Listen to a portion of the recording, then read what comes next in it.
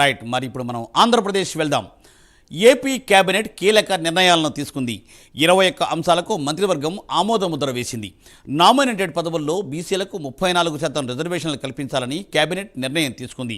Nominated పదవుల్లో BC, SC, ST, మైనారిటీలకు 50% మేర రిజర్వేషన్లు కల్పిస్తూ 2019లో ఒక చట్టం చేశారు. 2019లో చేసిన ఈ చట్టాన్ని వెనక్కి తీసుకోవాలని మంత్రివర్గం నిర్ణయించింది. గతంలో తీసుకొచ్చిన జీవో నెంబర్ 77ను కూడా రద్దు చేశారు. మరోవైపు మంత్రులకు సీఎం చంద్రబాబు దిశానిర్దేశం చేశారు. వచ్చే 3 నెలల పాటు జనంలోకి వెళ్లాలని సీఎం ఆదేశించారు. ప్రభుత్వ పథకాలపై విస్తృతంగా ప్రచారం చేయాలని సీఎం సూచించారు. ఎమ్మెల్సీ ఎన్నికల్లో మంత్రులు బాధ్యత తీసుకోవాలని అన్నారు సీఎం. దీనిపై ఎక్స్క్లూజివ్ ఫీల్డ్ రిపోర్ట్ నరేష్ అందిస్తారు. నెల్లూరు నుంచి నరేష్. మొత్తానికి ఏపీ కేబినెట్ సమావేశం కాసేపటి క్రితమే ముగిసింది. ఈ యొక్క ఏపీ సీఎంగా ఉన్నటువంటి చంద్రబాబు నాయుడు సమక్షంలో మంత్రివర్గ సమావేశం పూర్తిగా 21 అంశాలను కూడా ఆమోదం తెలుపుతూ ఇప్పటికే ఒక ప్రకటన అయితే జారీ చేసింది. ఈ నేపథ్యంలో దీనికి సంబంధించి పూర్తి 21 అంశాలకు సంబంధించినటువంటి వివిధ రకాలైనటువంటి లబ్ధిదారులకు, అదేవిధంగా ఆంధ్రప్రదేశ్లో ఉన్నటువంటి ఎంఎస్ఎంఈకి సంబంధించినటువంటి మహిళలకు సంబంధించి, అదేవిధంగా దేని మీద రాయితీ ఇచ్చేందుకు, వేటి పెట్టుబడులకు గ్రీన్ సిగ్నల్ ఇచ్చినటువంటి వాటన్నిటి మీద కూడా మంత్రి ఇప్పటికే పార్థసారథి ప్రెస్ మీట్ కూడా నిర్వహించడం జరిగింది. 21 అంశాలకు సంబంధించినటువంటి దాదాపు కూడా ఏపీకి సంబంధించినటువంటి నామినేటెడ్ పదవుల్లో బీసీలకు 34% రిజర్వేషన్ కల్పిస్తూ ప్రత్యేక చట్టాన్ని ఒక జీవోని ఏర్పాటు చేస్తుంది. అయితే గతంలో 2019లో ఉన్నటువంటి ఏదైతే ఎస్సీ, ఎస్టీ, బీసీ, మైనార్టీలకు 50% ఇచ్చినటువంటి 77వ జీవోని రద్దు చేయాలంటూ కూడా ఏపీ కేబినెట్ ఒక నిర్ణయం అయితే తీసుకుంది.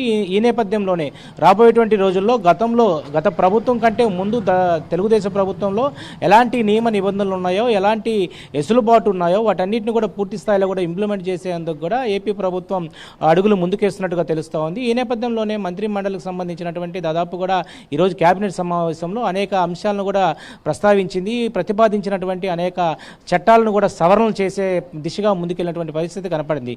ఈ నేపథ్యంలోనే మనం ఒకసారి చూస్తే దీనికి సంబంధించినటువంటి ఇప్పటికే పట్టాదారు పాస్ పుస్తకాలకు సంబంధించినటువంటి సవరణ చట్టాన్ని కూడా ఆమోదం తెలిపింది. దీనికి సంబంధించి పూర్తి స్థాయిలో కూడా వాటిని సవరణ చేసేందుకు సిద్ధం చేశారు.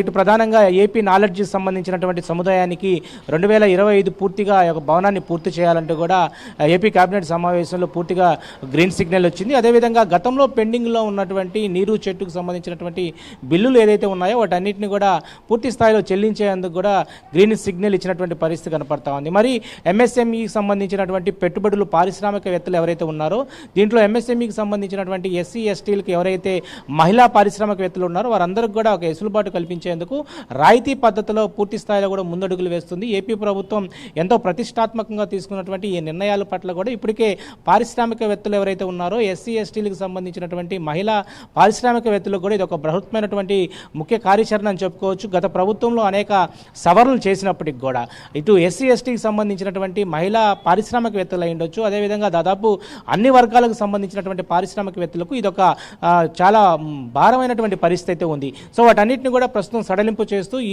నిర్ణయం ప్రభుత్వం తీసుకుంది. మండలికి సంబంధించినటువంటి అనేక సవరణ చట్టాలను కూడా ఆమోదం తెలిపేందుకు కూడా ముందుకు వచ్చినటువంటి పరిస్థితి కనపడతా ఉంది.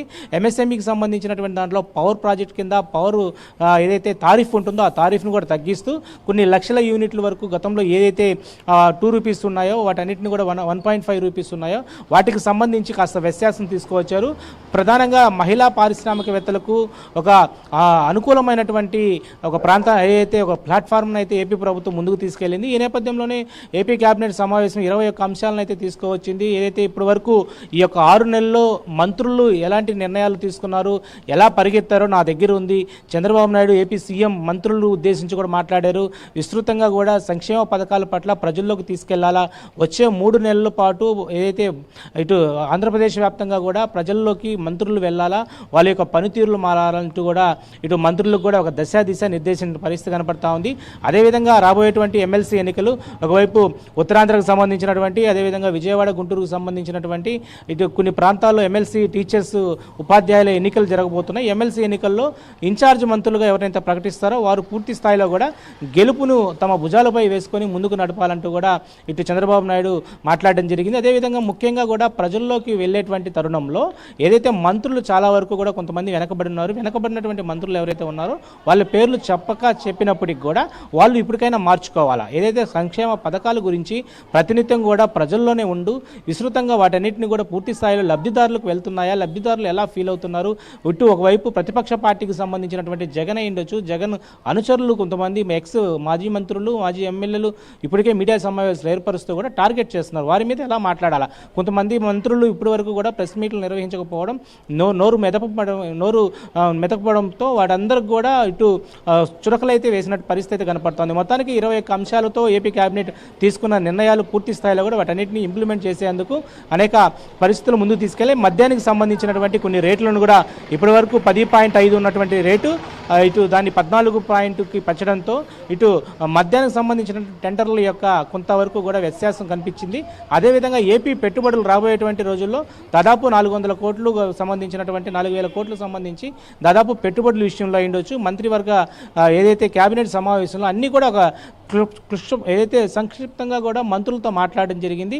రాబోయేటువంటి రోజుల్లో మనం ఏం చేయాలా, రాబోయేటువంటి 3 నెలల పాటు మంత్రులు ఏ విధంగా ముందుకు వెళ్ళాలా, జరగబోయేటువంటి అన్ని కార్యాచరణ గురించి కూడా స్పష్టంగా ఆయన తెలియజేశారు. ఏపీ కేబినెట్ సమావేశం 21 అంశాలకు సంబంధించి పూర్తి స్థాయిలో కూడా వీటన్నిటిని కూడా గ్రీన్ సిగ్నల్ తెలుపుతూ ఒక సమావేశాన్ని పూర్తి స్థాయిలో సక్సెస్ఫుల్గా పూర్తి చేసినటువంటి పరిస్థితి కనపడుతుంది. Murthy, thank you Naresh. Thanks for exclusive field report from Nellore.